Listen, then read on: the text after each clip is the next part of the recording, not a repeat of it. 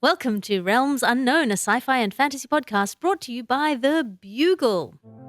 A thick fog curls over the harbour, muffling the creak of ships and the distant shouts of dock workers. The glow of lanterns dances on the water like the coin mirage of some cheapskate street wizard. The water laps the dock. A bloodied wet hand slams onto the thick wood of the pontoon's surface, gripping for purchase. Merchant Lord Cassian Veldon drags himself forward, his fine robes torn, his breath ragged. His eyes dart back. Something is coming up from below. He fumbles at his belt, yanks free an oilskin-wrapped book, and hurls it to shore. The oilskin splits and a leather-bound ledger spills onto the stones of the dock as a series of tentacles, too many tentacles, drag him back to the deep. The silent dock worker, ragged-palmed from years of hard labour, ignored by both hero and kraken alike, steps quietly forward and picks up the book. His calloused finger runs across the engraved script on the leather of the book. It reads, "Welcome to Realms Unknown." Yeah, that's right. You've just entered Realms Unknown, a weekly speculative fiction podcast brought to you by The Bugle, in which we discuss science fiction and fantasy tropes, the newest news, our favourite old shows, books, games, and more. I'm your host, published author and comedian Alice Fraser, and my companion on this journey, the Igor to my doctoral student, Frankenstein, the Samwise Gamgee to my Frodo Baggins, the dancing creature to my Jabba the Hutt. It is James Nokise. Welcome. Welcome. I have always wanted to be the Samwise Gamgee to someone's Mr. Frodo. Ever since I was in Lord of the Rings, and I was like, that's the easier gig. Well, it depends how much your best friend slash master weighs more than you do when you're carrying him up the mountain. Apart from carrying Frodo, I feel like Samwise just got, he had the best journey.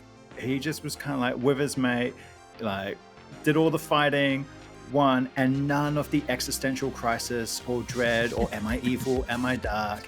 He was like, I just want to go home and marry the girl and eat potatoes and live a life. I mean, this is the unfortunate sort of narrative underpinning there, which is that the lower classes don't get PTSD. Yeah. PTSD is for aristocrats. Lord of the Rings sequel where Samwise doesn't talk to his grandkids and no one can really understand why. He stabs the potatoes in the garden pretending they're orcs, and that's the only way he feels alive again. And that brings us to the news section, and most of the news this week is rumours. Apparently Christopher Nolan's The Odyssey will be rated R, which feels appropriate to me. I would be disappointed if Christopher Nolan's The Odyssey were not rated R. If you are doing The Odyssey and not showing full peen, I'll be disappointed. Always what the R in Christopher Nolan films stood for really long. If Christopher Nolan's films weren't rated R, he'd just be called Christoph Nolan.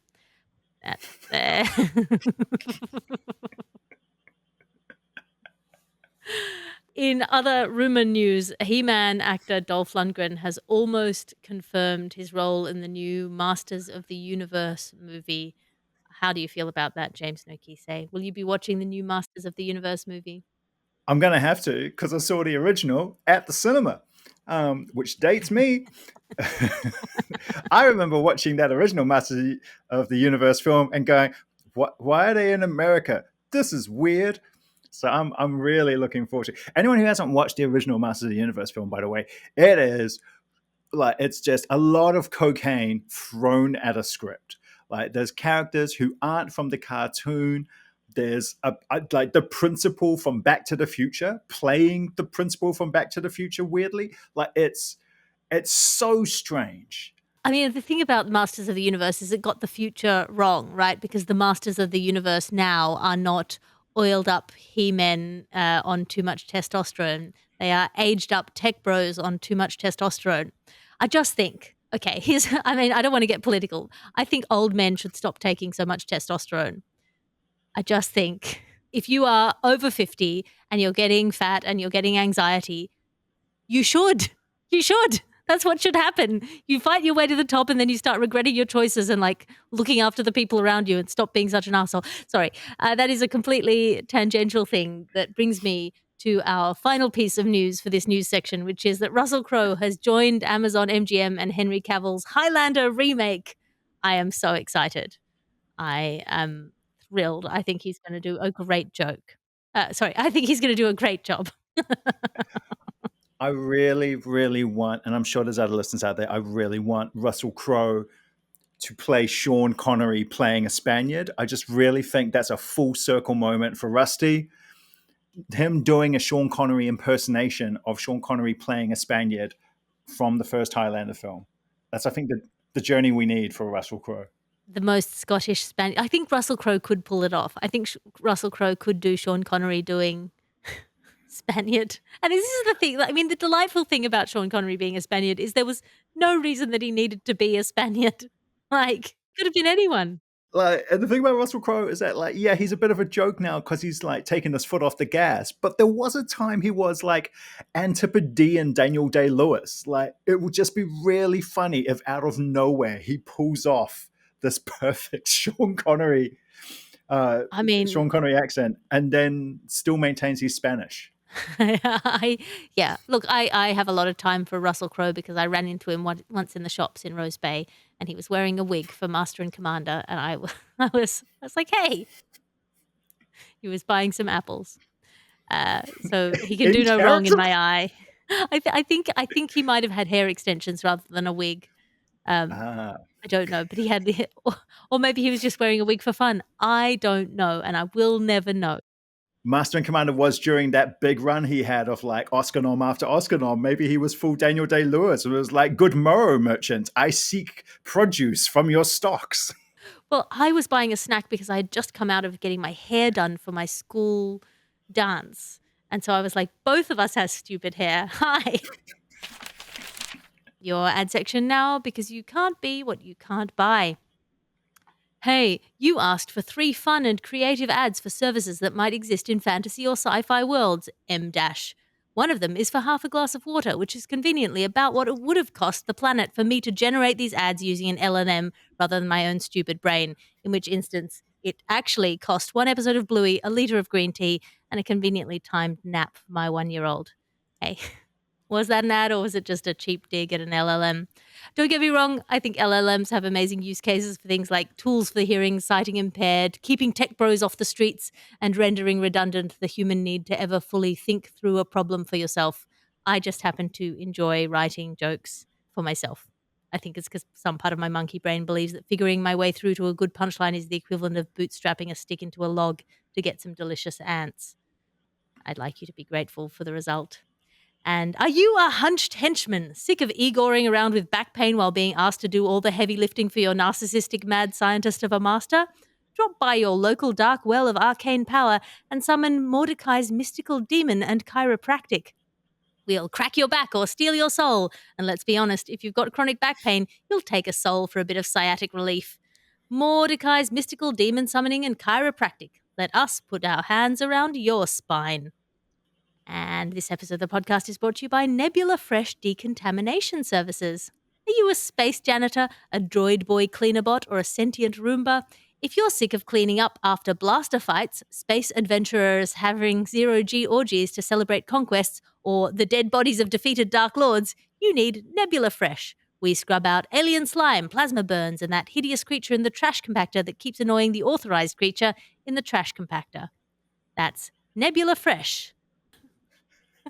And if you're in Australia, if you're in Sydney, please come to my book launch at Glee Books on the 28th of this month, 28th of June. If you are in Melbourne, please come to my book launch at the Wheeler Centre on the 27th of this month, which is June. If you're in Brisbane, please come on the Sunday, which is the 29th of June. If you are in Perth or Adelaide, it's the 4th and 5th of July. And if you are in Caloundra on the Sunshine Coast, it is the 11th of July. All of those tickets are available at my website, alicefraser.com. It's a show about the book. It's a launch of the book. I will sign almost anything.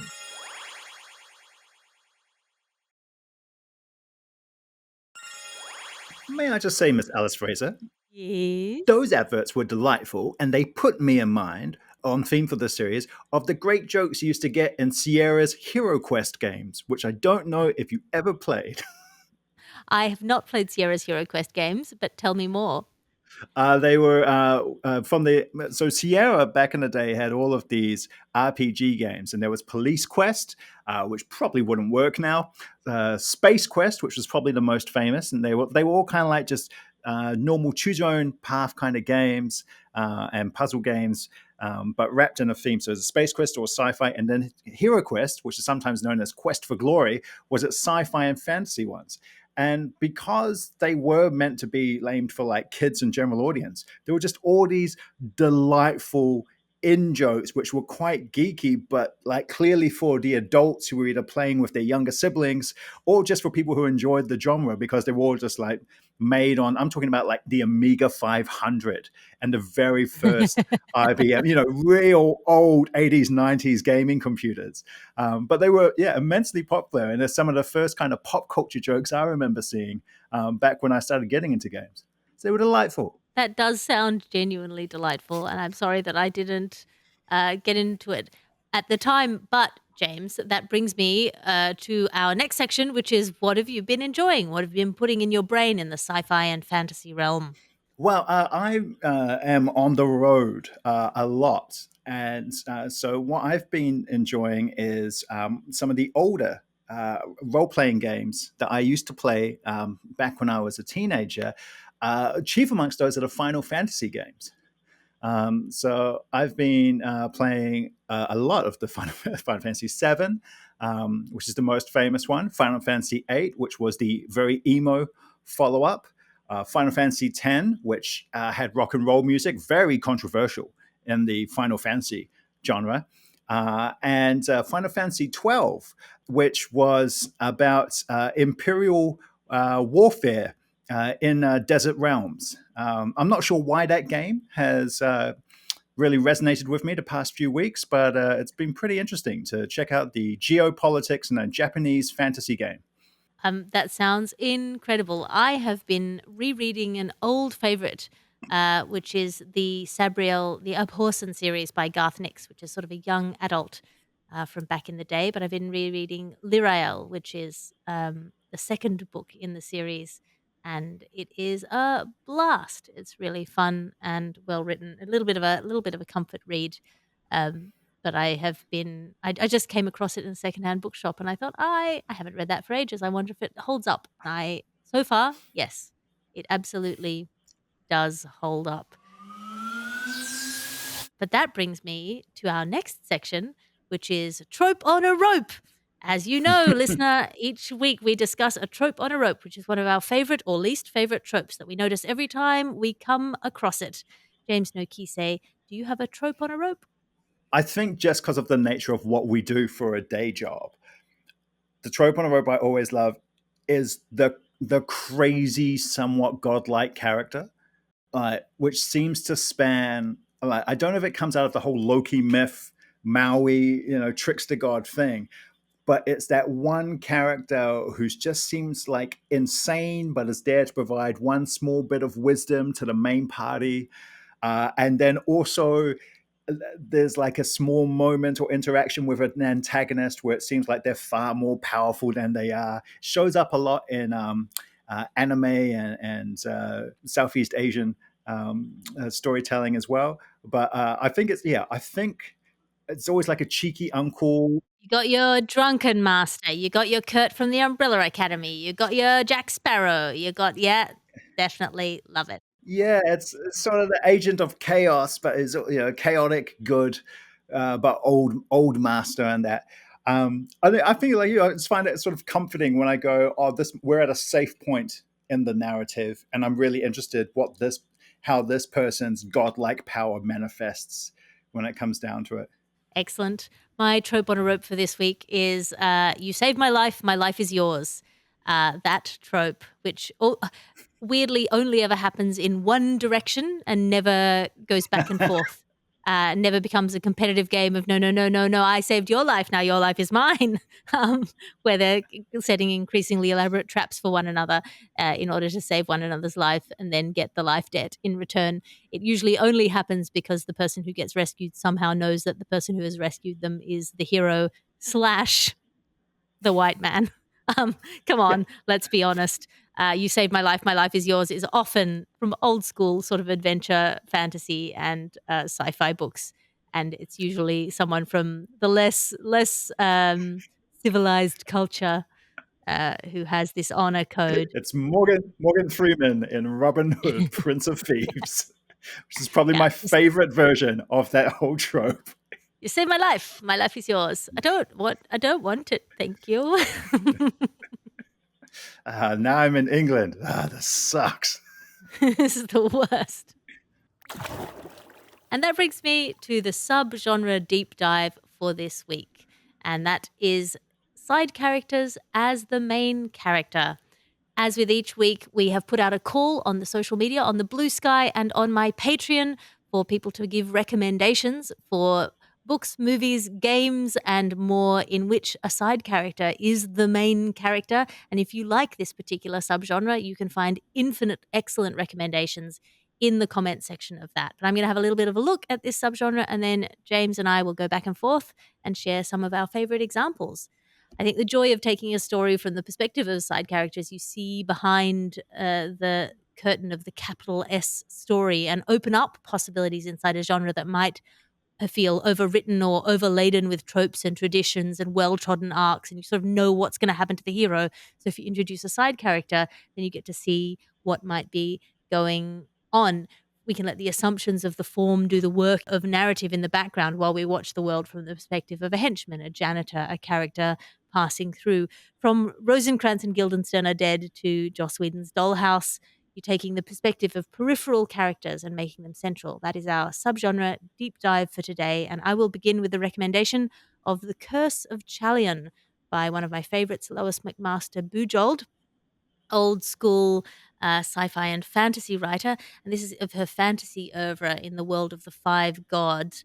So the mother of the slain MacGuffin of a previous novel finds herself a saint. So in the world of the five gods, there's this really great conceit where sainthood is achieved by people who can basically surrender to the gods and make enough space in themselves to let the gods work through them. So that's not heroic people or sort of big egotistical people. It's often people who are like quite downtrodden, who don't have a lot of self left. It can be sort of a borderline suicidality, people who surrender, or people who are particularly self-sacrificing or putting themselves second. So in this world, a lot of the books are from the perspective of people in service positions, almost by definition non-hero characters. So it lets us explore the nobility of character in, for example, in this instance, an aging mother of adult children and the ways in which she has sacrificed herself repeatedly, repeatedly, repeatedly for others, and then sort of lays herself down and becomes a saint by virtue of that, and is able to kind of resolve a bunch of issues and as an older woman sort of finding love. And it's like, it's a really beautiful story as well as anything else. But that's The Curse of Chalion by Lois McMaster Bujold. What's your one, James?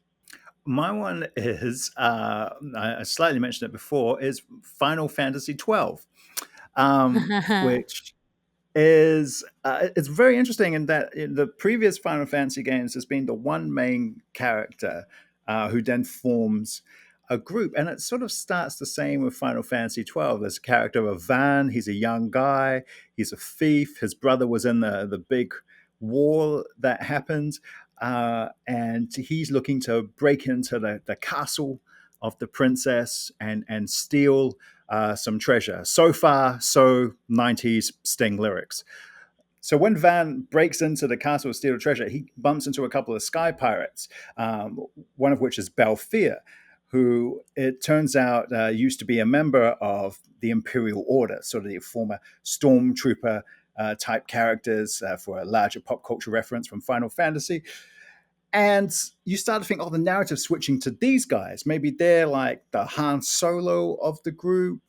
And then the princess escapes the castle because it's under Imperial rule. And she hooks up, and suddenly you've got these group of characters working together.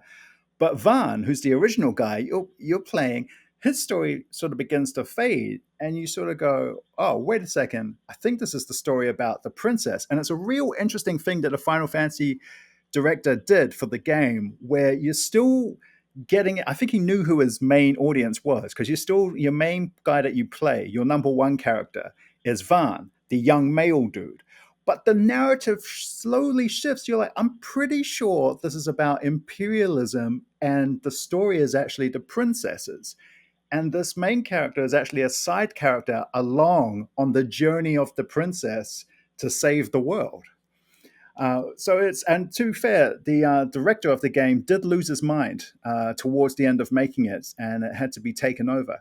But of all the Final Fantasy games, it's the most where it feels like it's a group of characters who are traveling together doing a one story. Some Final Fantasy fans, Alice, are going to come into your mentions and be like Final Fantasy VI, but this is very different, I feel, in terms of what you're talking about, and that you start with the main character and then he slowly becomes, as the story expands, a side character to what the actual story is.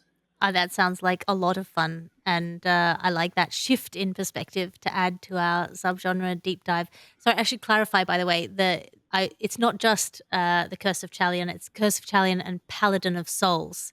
Those two books deal with this particular side characters who are in service. And I think Paladin of Souls is the one with the female lead. I just want to be 100% accurate.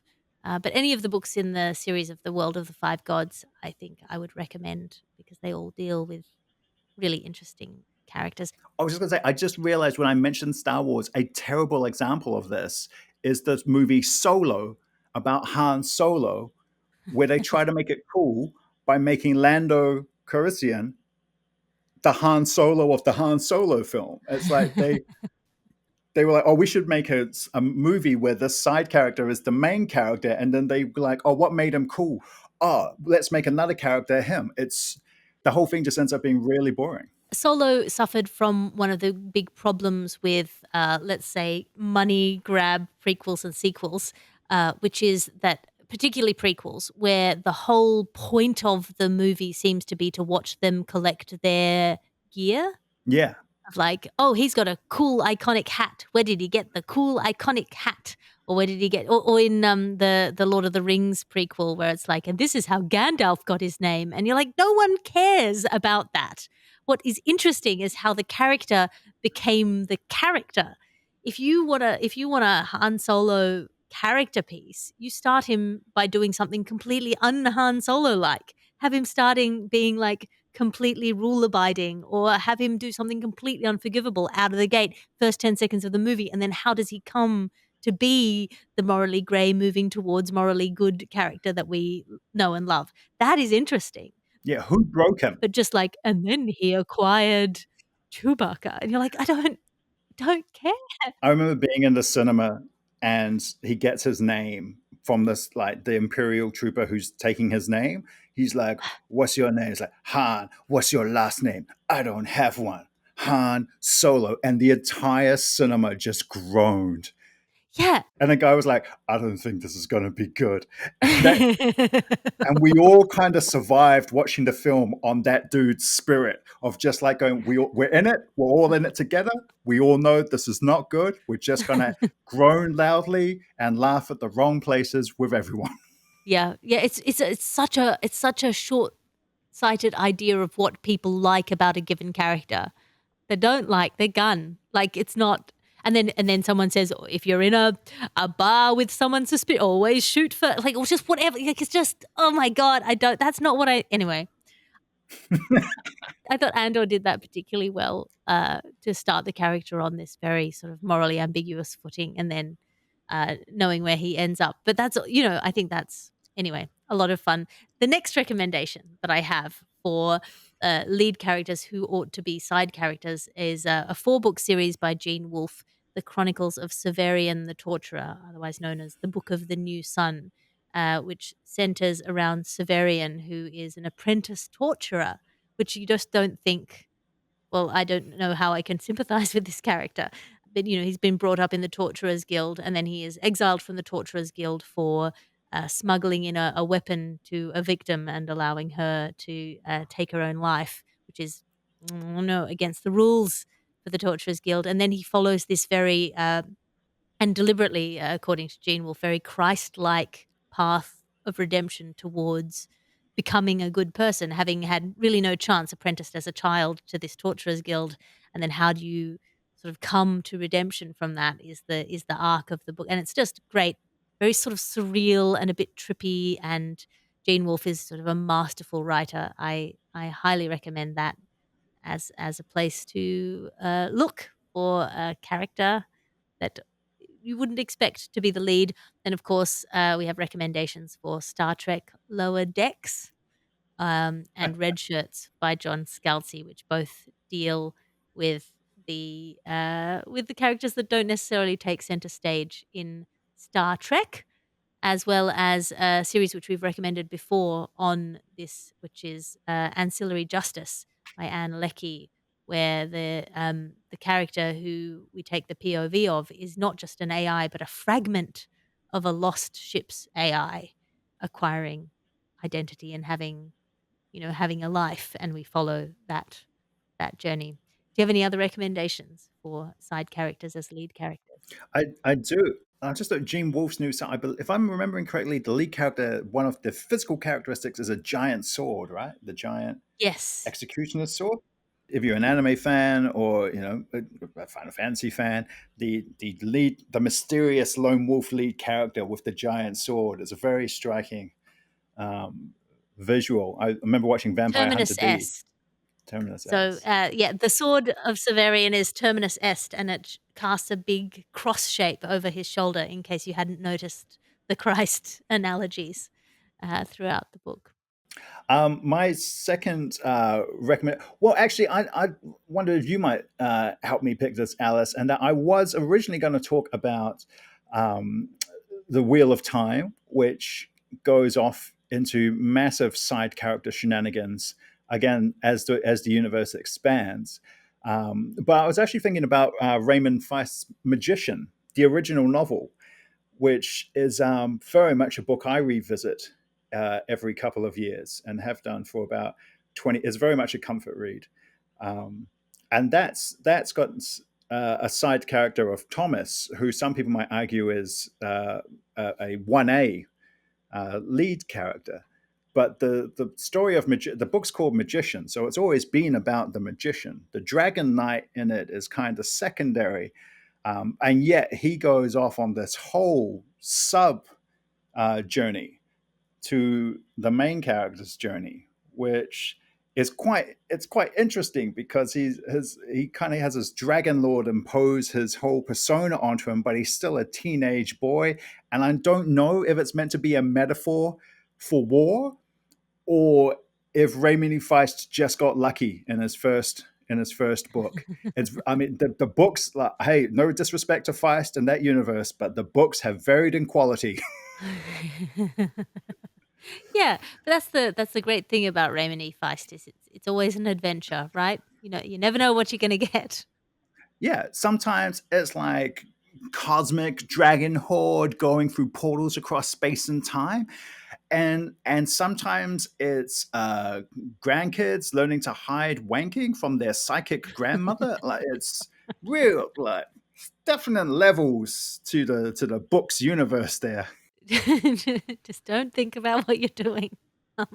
I mean, I love that book, and I don't know if it's aged well. I don't know if it hasn't aged badly though. I think Magician is just it's just a first novel in a fancy universe, and it's quirky, and he was a games builder, so it's a really well built universe.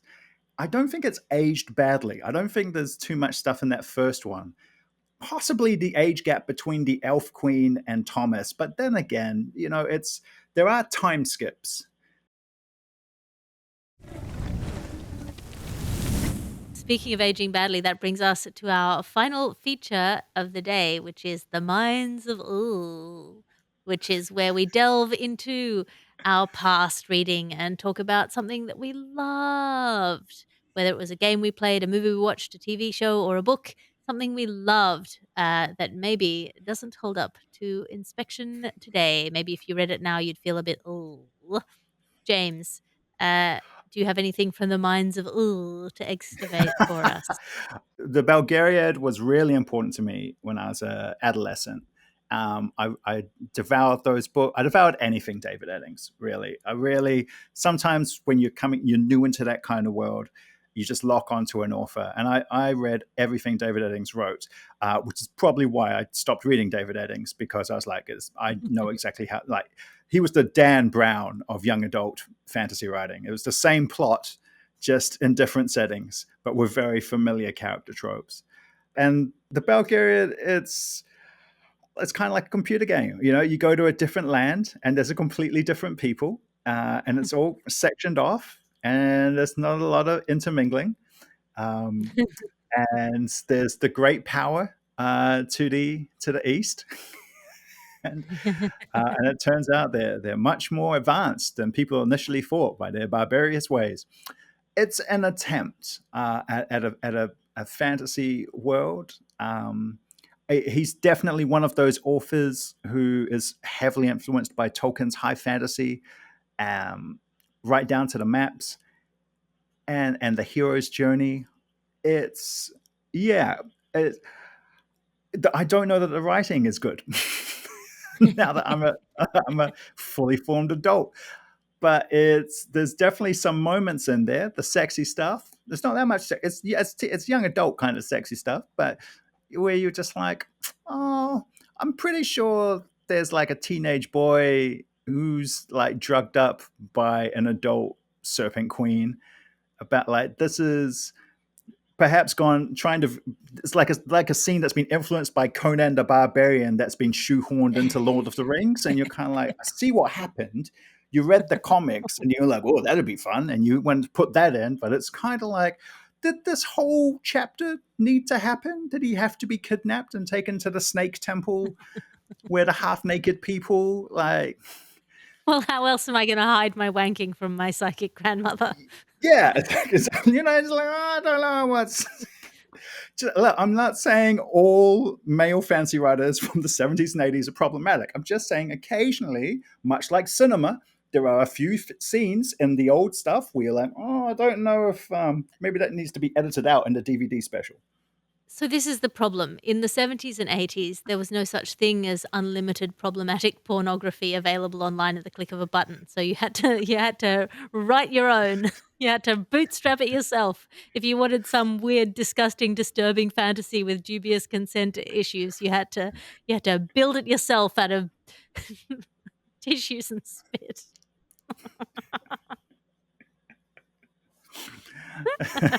God bless the sword and sandals genre. God bless the sword and sandals genre, indeed.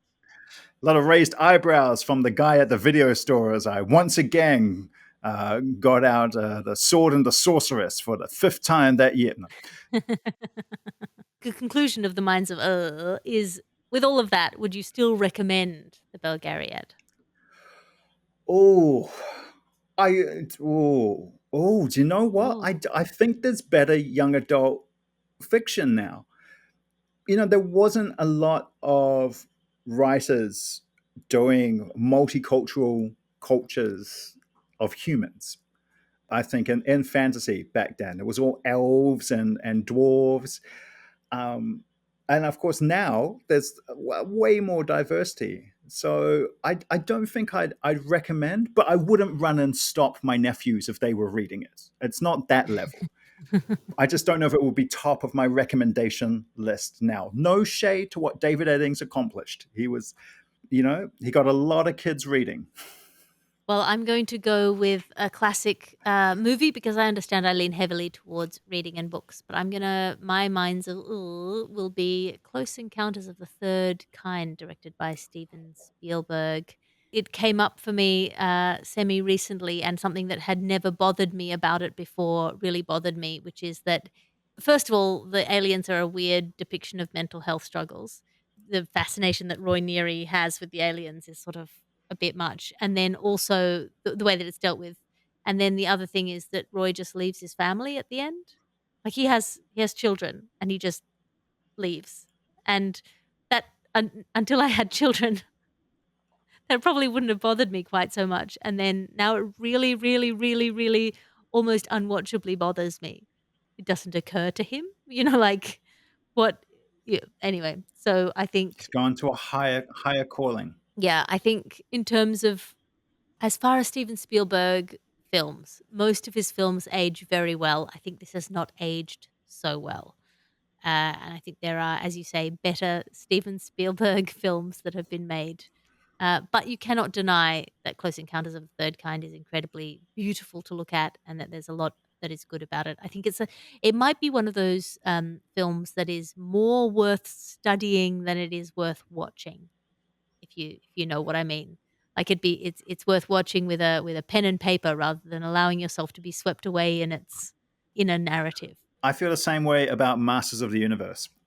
I think it's much better to study what the hell was going. You know how we always hear stories about how Popeye was the most coked up film of the 80s, like Robin Williams and all them. They were just like, I feel like Masters of the Universe, if you watch it contextualizing the decade it was made in, that's definitely a fun academic activity, as opposed to sitting there and going, oh, I wonder what this film's like. And then me going, this is... And we're back in the minds of... Ugh. And that brings us to the end of this week's episode of Realms Unknown. A reminder, if you are listening, to subscribe to the Bugle channel, and all of the books we discuss in this episode are covered in our affiliate store. There's a link in the show notes if you want to support us by buying a book. We also link all of the things that we discuss in the show notes below. And 3 things for you if you are an intrepid traveler who wants to do a little further reading. Again, look at our comments section on the Patreon at patreon.com/Alice Fraser, or over at Blue Sky, realmsunknown.bluesky.blah blah. If you are a traveling journalist and comedian living out of hotel rooms, or even if you're some of those things or none of those things, why not dive right back into the many Final Fantasy games? Weirdly, they're not the Final Fantasy. There's so many of them that they can't all be the Final Fantasy.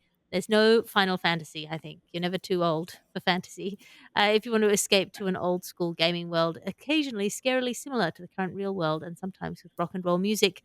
For our subgenre deep dive this week, of course, we had side characters taking center stage. If you wanted to, you could jump into Final Fantasy XII for a perfect example, or The Curse of Chalion and Paladin of Souls by Lois, McMaster, Bujold, or try James's comfort read, Magicians, the first novel by Raymond E. Feist. If you'd like to transport yourself to a time before online pornography to get your sword and sandals kicks, then try certain elements of the Bulgariad by David Eddings. Just make sure you do it when your psychic grandmother is having a nap. Actually, to be on the safe side, maybe don't do any of that at all. Ladies and gentlemen, James Nokise, have you got anything to plug? Oh, I have something slightly grim. On July the 10th, it is the anniversary of the bombing of Greenpeace's famous vessel, the Rainbow Warrior, the first one. And I made a podcast about the last voyage of the Rainbow Warrior, which is available wherever you find podcasts. And it's a little that on that last voyage, they rescued a whole bunch of survivors from nuclear fallout. And this is not sci-fi.